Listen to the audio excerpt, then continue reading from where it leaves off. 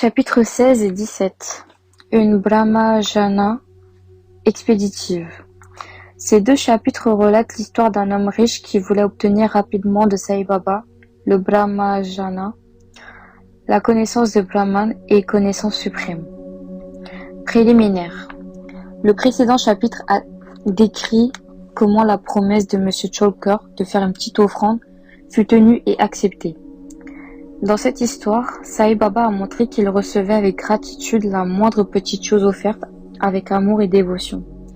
Cependant, si la même chose lui était donnée avec orgueil et arrogance, il la refusait. Étant lui-même débordant de Satchit Ananda, pure existence, conscience, béatitude, il ne tenait pas compte du simple cérémoniel extérieur. Mais si une offrande était faite avec humilité et simplicité, elle était la bienvenue et il l'acceptait avec plaisir et enthousiasme. En fait, personne n'est plus généreux et bienveillant qu'un Sadguru comme l'était Sai Baba. On ne peut pas le comparer au joyau Chintamani, la pierre philosophale qui satisfait les désirs, ou Kalpataru, l'arbre céleste qui comble tous les vœux, ni même à la Kamadhenu, la vache mythique qui produit ce que l'on désire, car cela nous donne seulement ce que nous désirons, alors que le Sadguru nous offre la plus précieuse des choses, c'est-à-dire ce qui est inconcevable et impénétrable, la réalité. Maintenant, écoutons comment Sai Baba se comporta à l'égard d'un homme riche qui vint le voir et l'implora de lui transmettre le Brahmajana. Le Brahmajnana, la connaissance suprême. Il y avait un homme riche, malheureusement, son nom et son lieu d'origine ne sont pas mentionnés, dont la vie était prospère. Il avait amassé une grosse fortune des maisons et des terres et avait de nombreux domestiques et personnes à son service. Lorsque la renommée de Baba parvint à ses oreilles, il dit à l'un de ses amis qu'il ne manquait de rien et qu'il aimerait donc aller à Shirdi pour se demander à Baba la Brahmajnana. S'il l'avait dit-il, cela le rendrait certainement plus heureux. Son ami l'en dissuada en disant « Il n'est pas facile de connaître le Brahman, le suprême absolu, et encore moins pour un homme avare comme vous, toujours absorbé par vos richesses, votre femme et vos enfants. Qui voudra satisfaire votre quête de la Brahmajnana, vous qui ne donnez pas même un centime en charité ?»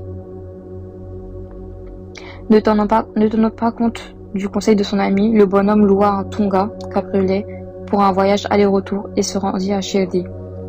Il alla à la mosquée, vit Sai Baba, se prosterna à ses pieds et dit « Baba ayant entendu dire que vous faites connaître le Brahman à tous ceux qui viennent à vous, je suis moi aussi venu jusqu'ici de mon lointain lieu de résidence.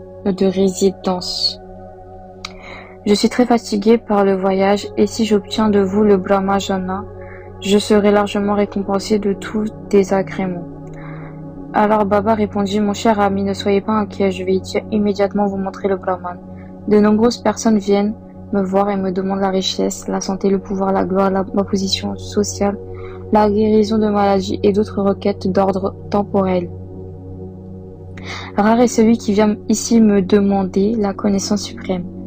Les gens qui sont en quête des choses matérielles ne manquent pas, mais comme les personnes intéressées par les sujets spirituels sont très rares, je pense que lorsque des êtres comme vous viennent à moi et insistent pour avoir la connaissance suprême, il s'agit d'un moment heureux et favorable.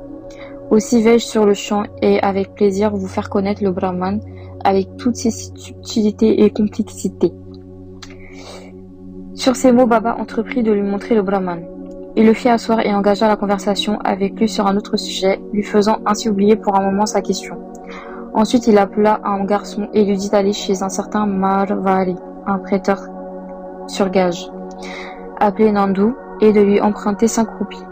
Le garçon s'y rendit et revint peu après, disant que Nandu était absent et que sa maison était fermée. Alors Baba lui demanda d'aller chez l'épicier Bala et d'en obtenir le même prêt. Cette fois encore, le garçon revint bredouille. Cette expérience fut répétée encore 2 ou 3 fois, avec le même résultat. Comme nous le savons, Sai Baba est l'incarnation vivante et agissante de Brahman. Alors nous pouvons nous demander pourquoi voulait-il la modeste somme de 5 roupies et pourquoi il essayait-il avec insistance de se la faire prêter. En réalité, il ne voulait pas du tout cette somme. Il savait pertinemment que Nando et Vala étaient absents. Il semblait qu'il ait adopté ce procédé pour tester le chercheur de Brahman. Cet homme avait une liasse de billets de banque dans sa poche. S'il avait été vraiment sincère, il ne serait pas resté tranquillement assis comme un simple spectateur. Alors que Baba cherchait résolument à obtenir la ridicule somme de 5 roupies. Il savait que Baba tiendrait sa parole et s'acquitterait de sa dette, et que la somme demandée était insignifiante. Cependant, il ne pouvait se décider à avancer la somme, et un tel homme voulait obtenir de Baba la chose la plus importante au monde, c'est-à-dire le Brahmajana. N'importe quelle personne aimant réellement Baba lui aurait donné tout de suite les 5 roupies au lieu de rester là en simple observateur. Il en était autrement avec cet homme. Non seulement il ne proposa aucun argent, mais il ne resta pas non plus assis en silence et commença à s'impatienter. Il avait hâte de repartir et implora Baba en disant « Baba, s'il vous plaît, faites-moi vite connaître le Brahman. » Baba répondit « Oh mon cher ami, n'avez-vous pas compris la marche à suivre que je viens de déployer devant vous, ici même, et qui vous permet de voir le Brahman? En somme, s'il s'agit de ceci. Pour avoir la vision du Brahman, il est nécessaire de donner 5 choses, ou plus exactement d'abandonner 5 choses, à savoir 1. Les 5 planas ou forces vitales, 2. Les 5 sens, 3. Le mental, 4. L'intellect et 5. L'ego. Cette voie de la réalisation du soi ou Brahmajana est aussi difficile que de marcher sur le fil d'un rasoir. Ensuite, Sai Baba fit un assez long discours sur le sujet, dont l'essentiel est retranscrit ci-dessous. Qualification pour obtenir le Brahmajana ou réalisation du soi. Tout le monde ne peut avoir ou réaliser le Brahman. En l'espace d'une seule vie, certaines qualifications sont absolument nécessaires. 1. Le mumukshu, ou le désir intense de devenir libre. Celui qui pense être asservi et qui, éprouvant la nécessité de se libérer de sa servitude, travaille sérieusement et résolument à cette fin, et ne s'occupe de rien d'autre. Celui-là est qualifié pour la vie spirituelle. 2. Virakti, ou le sentiment de non-attachement envers les choses de ce monde et de l'autre, à moins que l'homme ne ressente une certaine aversion pour les objets, les profits et les honneurs que ces actes peuvent lui procurer en ce monde et dans l'autre. Il n'a pas le droit d'entrer dans le royaume spirituel. 3. Antarmukha, introversion. Nos sens ont été créés par Dieu avec une tendance à se tourner vers l'extérieur. C'est pourquoi l'homme regarde toujours en dehors et non en lui-même. Celui qui veut la réalisation du soi et l'immortalité doit retourner son regard vers l'intérieur et contempler son soi profond. 4. La catharsis, élimination de toute pensée et émotion vile. Tant que l'homme ne s'est pas détourné de la méchanceté, n'a pas cessé de faire le mal et ne s'est complètement pas calmé, et tant que son mental n'est pas en paix, il ne peut pas obtenir la réalisation du soi, même s'il a la connaissance. 5. La conduite juste. Tant que l'homme ne mène pas une vie de vérité, de pénitence et de discernement, une vie de chasteté, il ne peut pas réaliser Dieu. 6. Préférer Shreyas, le bien, le mérite spirituel, à Priyas, l'agréable, le gain terrestre. Il y a 2 sortes de choses, c'est-à-dire celles qui conviennent, le bon, et celles qui sont agréables. La première sorte traite des affaires spirituelles, la seconde des affaires du monde matériel. L'homme a le choix entre les deux, mais il doit réfléchir et opter pour l'une des deux. Le sage préfère le bon à l'agréable, mais le sot, à cause de son avidité et de son attachement, choisit l'agréable. 7. Le contrôle du mental et des sens. Le corps est un charrette et le soi en est le propriétaire. L'intellect est son conducteur et le mental sont les rênes. Les sens sont les chevaux et les objets des sens sont les chemins. Celui qui n'a aucun discernement et dont le mental est incontrôlé a des sens indociles comme des chevaux perdus sans maître. Il n'atteint pas sa destination, la réalisation du soi, mais passe par la ronde des naissances et des morts. Au contraire, celui qui a du discernement et dont le mental est discipliné aura ses sens maîtrisés comme les chevaux bien obéissants du conducteur de la charrette, et il atteindra sa destination, c'est-à-dire l'état de réalisation du soi, d'où l'on ne renaît plus.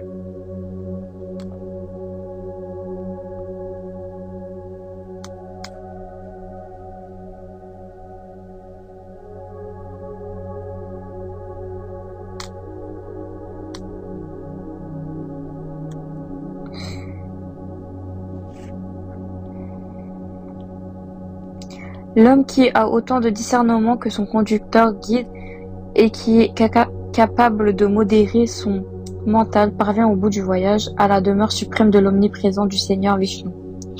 8. La purification du mental. Aussi longtemps que l'homme ne s'acquitte pas de façon satisfaisante et désintéressée de devoirs liés à sa situation sociale, son mental ne sera pas purifié en tant que son mental n'est pas pur, et il ne pourra obtenir la réalisation du soi. C'est seulement dans un mental purifié que Viveka, discernement entre réel et irréel, et Vairagya, le non-attachement à l'irréel, surviennent et conduisent à la réalisation du soi. Aussi longtemps que l'égoïsme n'est pas supprimé, l'avarice éliminée et le mental débarrassé de tout désir, la réalisation du soi est impossible.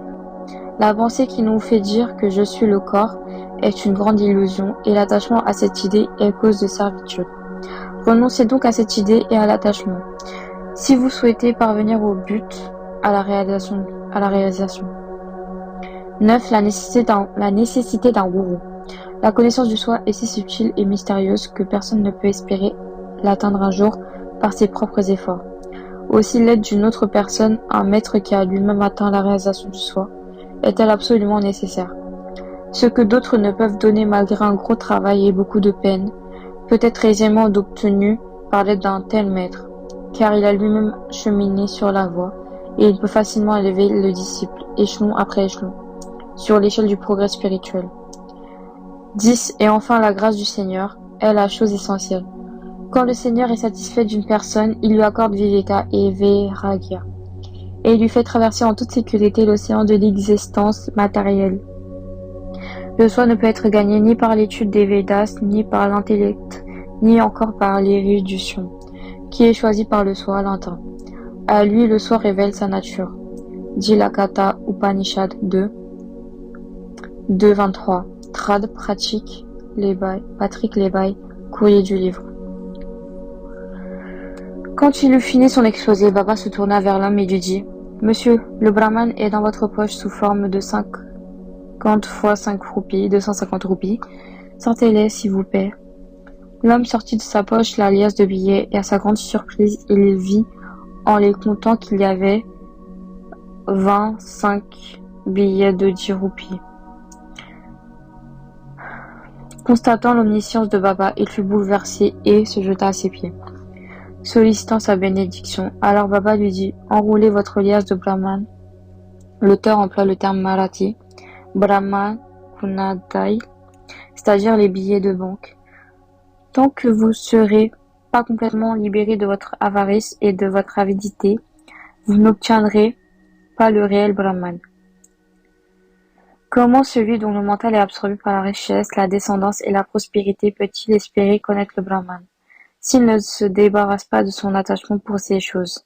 L'illusion de l'attachement ou l'amour de l'argent est une mer tumultueuse de souffrances, pleine de crocodiles sous la forme de vanité et jalousie. Seul celui qui est sans désir peut la passer. Brahman et l'avidité sont aussi éloignés l'un de l'autre que les deux pôles magnétiques. Ils sont éternellement en opposition. Là où règne l'avidité, la pensée ou la contemplation de Brahman ne trouve aucune place. Dès lors, comment un homme avide peut-il obtenir la paix et le salut? Pour un homme avide, il n'existe ni paix, ni consentement, ni stabilité. S'il reste même une toute petite trace d'avidité dans le mental, toutes les sadhanas, pratiques spirituelles, ne sont d'aucune utilité. Même le savoir d'un homme cultivé qui ne s'est pas libéré du désir du fruit de ses actions est futile et ne peut l'aider à obtenir la réalisation du soi. Les enseignements d'un gourou sont inutiles pour un homme égoïste et qui ne pense toujours aux objets de sens. La purification du mental est absolument nécessaire. Sans elle, tous nos efforts spirituels ne sont qu'une parade inutile. Par conséquent, il vaut mieux que chacun ne prenne que ce qu'il peut digérer et assimiler. Mon trésor est abondant. Je peux donner à chacun ce qu'il veut, mais je dois m'assurer qu'il soit qualifié pour recevoir mon présent. Si vous m'écoutez attentivement, vous en bénéficierez certainement. Assis dans cette mosquée, je ne dis jamais de mensonges. Lorsqu'un invité est accueilli dans une maison, les parents et les amis qui l'accompagnent bénéficient avec lui de la réception.